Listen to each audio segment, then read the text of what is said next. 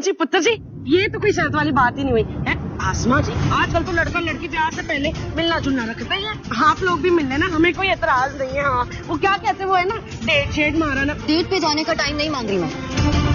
आसमा ने भाई अब सोच ही लिया है कि किसी तरह यहाँ पर सरब और मेहर की शादी कराएगी। भाई कितना हंगामा हो गया जब मेहर को पता लगा कि सरब से उसकी शादी हो रही है। यहाँ पर सरब ने भी भाई कोई कसर नहीं छोड़ी है, खूब डांटा, खूब चिल्लाया मेहर के ऊपर।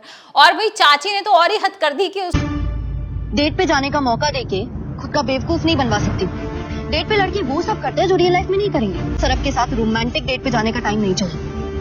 तो चाहती क्या है तू? उसके ऊपर चोरी का इल्जाम लगा दिया सरब की माँ के ऊपर। और ऑब्वियस है, सरब की माँ का देखा ही था ना, उन्होंने हार उसका चोरी कर लिया था। जब वो किटी के लिए जाती है उसके घर तो उसके गले मिलती है और हार चुरा लेती है और वही हार पहन के आ जाती है अब सगाई करने के लिए। तो यहाँ पर हंगामा होना ही था। वो मेहर बोलती है कि भाई इनका खानदान पूरा इतना खराब है, ये तो चोर भी है साथ में। सरब को हमारे साथ 1 महीने यहाँ रहना होगा, घर जमाई की तरह। What is this talk? और तुमने सोचा भी कैसे कि मैं तुम्हारी इस बेहुदा शर्त को मानूंगा? मैं ये शादी अपनी मम्मी की खुशी के लिए कर रहा हूँ, तो तुम्हारी गुलामी करने के लिए नहीं हो सकता। मैंने अपनी शर्त रख दी मम्मा, बाकी आप लोगों की मर्जी। और देखो चोरी भी कर रही। अब ये सारी चीजें सुनकर ना बहुत गुस्सा आता है जो सरब को है। और सरब कहता है चलो यहाँ से।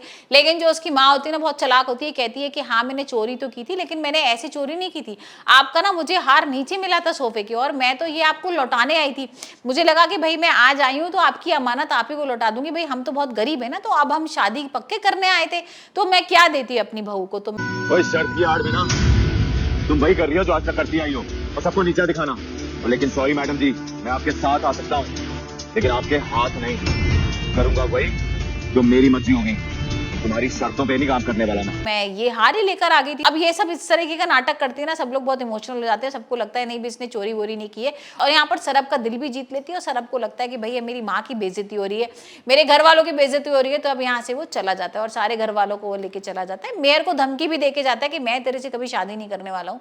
और यहाँ पर हम देख ही रहे कि आसमा अब किसी भी तरह ना शादी करा के रहेगी। लेकिन अब जो सरब है ना, वो अपनी माँ को कसम दे देता है कि मैं शादी करूंगा, लेकिन उस लड़की से कभी शादी नहीं करूंगा। वो इतनी नकचड़ी है, इतनी बदतमीज है कि मैं भाई उसकी शक्ल भी देखना नहीं चाहता हूँ। और अब तो मैं सोच रहा हूँ कि नौकरी भी कैसे करूँ, क्योंकि उसके पास तो मैं कभी भी नौकरी नहीं करने वाला हूँ। तो भाई देखते हैं कि सरब क्या करता है, क्या सच में उसकी यहाँ नौकरी नहीं करेगा और यहाँ पर हानिया क्या करेगी, क्योंकि हानिया का तो भाई दिल टूट गया है।